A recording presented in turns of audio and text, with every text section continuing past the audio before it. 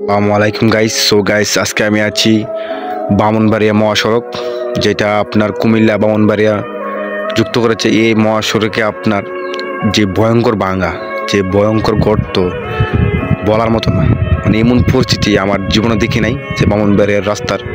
তো ভাই, আপনারা সবাই জানেন যে আমাদের কসবা হাওড়াতে এক বিশাল বন্যা হয়েছে, খুবই ভয়াবহ পরিস্থিতি, মানুষের হাহাকার, মানুষের আত্মনাদ, কি বললাম ভাই। তো এই আত্মনাদের চিৎকার ভাই কে শুনবো? আর এর মধ্যে আবার এই সড়কটা খুবই ভয়ঙ্করভাবে ভাঙ্গা, খুবই ভয়ঙ্করভাবে ভাঙ্গা। তো আপনি যদি কিছু ত্রাণ নিয়ে যাইতে চান, যে আমি আখড়া যামু, তারা ত্রাণ নিয়ে বা ককরবা যামু, সম্ভব না। মানে এখানে এখন বর্তমানে গাড়ি চলাচল করার কোনো রাস্তাই নেই, বলতে গেলে যে রাস্তায় এমন বেহাল অবস্থা ভাই, মানে এত ভয়ঙ্করভাবে ভাঙছে, রাস্তাটা ভাঙছে ভাই।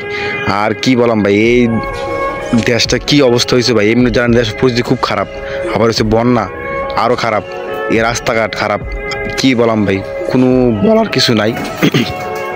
তো ভাই, আপনারা সবাই ভিডিওটা শেয়ার করুন ভাই, প্রচুর প্রচুর শেয়ার করুন, যেন রাস্তা যারা ঠিক করে, কর্তৃপক্ষ যারা আছে তাদের চোখে পড়ে, যেমন তারা বিষয়টা ঠিকঠাক করে, যেমন রাস্তার পরিস্থিতি ঠিক করে, যেমন চলাচল করা যায় এমন উপযুক্ত রাস্তা করে ভাই। নাহলে ভাই আমাদের কাকহরা মানুষ ভাই অভাব অটনায় মরু ভাই।